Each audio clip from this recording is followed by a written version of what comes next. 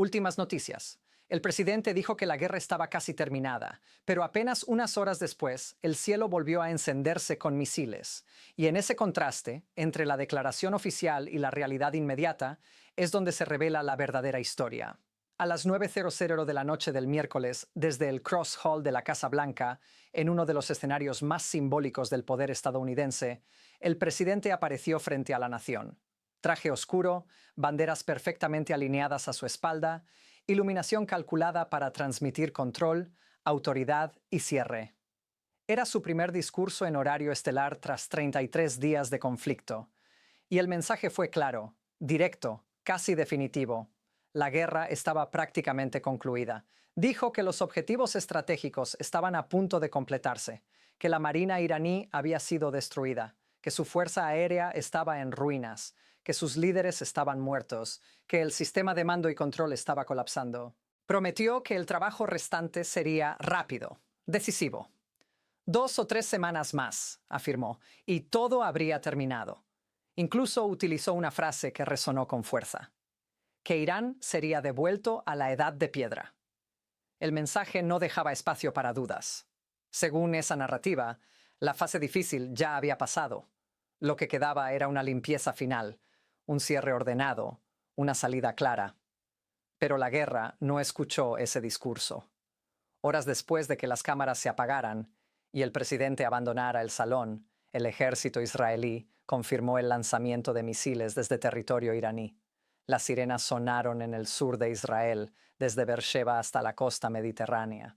No era una respuesta simbólica ni tardía, era inmediata, era operativa, era real, y no fue un evento aislado. Los Emiratos Árabes Unidos activaron nuevamente sus sistemas de defensa tras interceptar misiles balísticos y decenas de drones. Bahrein reportó daños en instalaciones tras ataques que calificó como agresión directa. Arabia Saudita interceptó drones adicionales. Un petrolero fue impactado frente a la costa de Qatar, generando un incendio en su sala de máquinas. En Yemen, los hutíes lanzaron más misiles. En Líbano, los bombardeos continuaron, dejando decenas de muertos en un solo día. La secuencia de eventos no solo contradijo el discurso, lo desmanteló en tiempo real. Aquí es donde surge la pregunta central: ¿quién dice la verdad? ¿La declaración oficial que habla de cierre o los hechos que apuntan a una escalada? Porque los mercados ya emitieron su veredicto. Antes del discurso existía una expectativa. Durante 2 sesiones consecutivas, los mercados habían subido, anticipando una señal clara de salida, una estrategia concreta, un calendario. Pero lo que recibieron fue una narrativa sin detalles operativos. Y cuando la realidad posterior confirmó la continuidad del conflicto, la reacción fue inmediata. El petróleo se disparó. El crudo Brent superó los $108 por barril. El West Texas Intermediate subió cerca de un 7%. Las bolsas asiáticas cayeron de forma generalizada. El Nikkei bajó, el Kospi también, el Kosdaq aún más. El ASX australiano retrocedió. Los rendimientos del Tesoro estadounidense subieron. El dólar se fortaleció como refugio. Los inversionistas no reaccionaron al discurso. Reaccionaron a la brecha entre el discurso y los hechos. Y esa brecha es el núcleo de esta historia, porque algunas de las afirmaciones del presidente tienen base real. Hubo ataques que eliminaron objetivos militares clave. Infraestructura fue dañada. Líderes fueron eliminados. Eso ocurrió. Pero el problema no está en lo que es parcialmente cierto. Está en lo que se presenta como completo cuando claramente no lo es. El presidente afirmó que la capacidad de misiles y drones de Irán había sido drásticamente reducida. Sin embargo, esa misma noche se lanzaron misiles. Durante ese mismo día, se interceptaron decenas de drones. En las semanas previas, cientos. Los números no reflejan una capacidad colapsada, sino una capacidad activa, sostenida y operativa.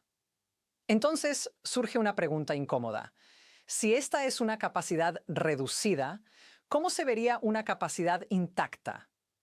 El presidente también afirmó que Irán estaba al borde de obtener un arma nuclear. Pero evaluaciones de inteligencia no respaldan esa afirmación en esos términos. Lo que indican es intención de recuperación tras daños previos, no una inminente capacidad armamentística. Esa diferencia no es menor, es fundamental. Recuperarse no es lo mismo que estar a punto de lograrlo, pero en el discurso ambas ideas se presentan como equivalentes. También se habló de un cambio de régimen implícito, argumentando que los líderes clave ya no estaban. Sin embargo, la estructura del poder iraní sigue en pie. No hay un nuevo gobierno, no hay transición política visible, y en algunos análisis, los remanentes del régimen podrían ser incluso más radicales que antes. El resultado es un vacío entre narrativa y estructura real.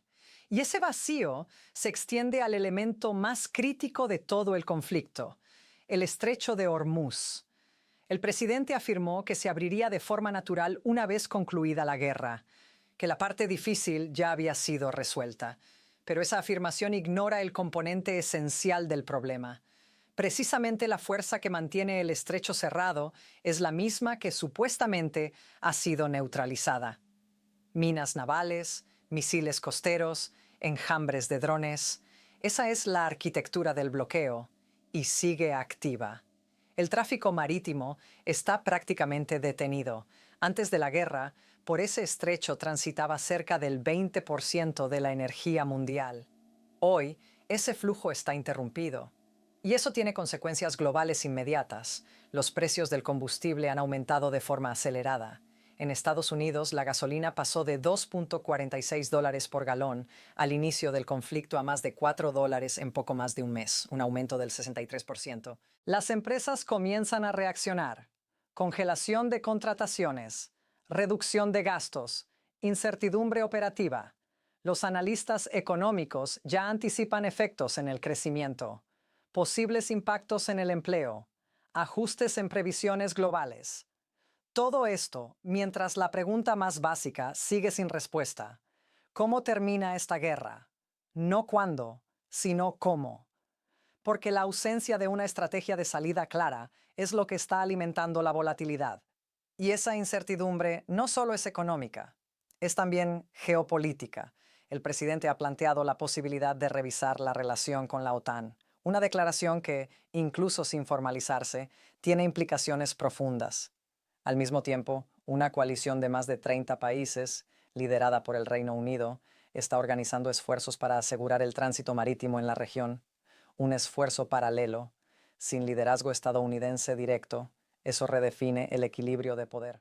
Porque la pregunta ya no es solo si la guerra se puede ganar, sino en qué posición saldrá Estados Unidos cuando termine. Internamente, las tensiones también son visibles. Figuras políticas dentro de su propio espectro han criticado el enfoque. Señalan que el discurso se centró en la guerra, sin abordar el costo de vida, la deuda, la seguridad social. Otros lo respaldan, destacando la necesidad de firmeza. Pero los números reflejan otra cosa. La aprobación general del presidente se mantiene en torno al 35%. Su aprobación económica es aún menor. La mayoría de los ciudadanos no respalda el envío de tropas terrestres. Y esas cifras no son abstractas. Se traducen en presión política, en decisiones estratégicas, en límites operativos. Porque una guerra prolongada, sin apoyo sostenido, tiene un costo político que crece con el tiempo. Mientras tanto, en paralelo a los ataques militares, existen señales de canales diplomáticos que operan en segundo plano. Comunicaciones indirectas, propuestas, contraofertas, pero incluso esos canales parecen vulnerables, interrumpidos, a veces eliminados. El conflicto no es lineal, es simultáneo, militar y diplomático al mismo tiempo, y en ocasiones uno interfiere directamente con el otro. Aquí está la realidad al día 33 del conflicto. Miles de muertos en la región, infraestructura dañada, mercados alterados, energía restringida, alianzas en revisión y un enemigo que sigue operando. El estrecho sigue cerrado, el petróleo elevado, los misiles activos y en medio de todo eso, una narrativa oficial que insiste en que el final está cerca. La contradicción no es un detalle secundario, es el eje central. Porque cuando las declaraciones y los hechos divergen de forma tan visible, la credibilidad se convierte en un factor estratégico. Los mercados lo entienden, los aliados lo observan, los adversarios lo explotan, y el tiempo se convierte en un elemento crítico. Porque cada vez que se establece un plazo que no se cumple, ese plazo deja de ser una predicción y empieza a ser percibido como una herramienta política. Y cuando eso ocurre, el margen de maniobra se reduce. La guerra no se mide solo en territorio o capacidad militar. También se mide en percepción, en confianza, en coherencia. Y en este momento, la coherencia está bajo presión. El presidente dijo que la guerra estaba casi terminada, pero los misiles que surcaron el cielo horas después dijeron otra cosa. Los mercados dijeron otra cosa. Los datos dijeron otra cosa. Y el mundo ahora observa no solo el desarrollo del conflicto, sino la distancia entre lo que se dice y lo que ocurre. Porque en esa distancia es donde se define el verdadero estado de la guerra. Y esa distancia, lejos de reducirse, parece estar creciendo.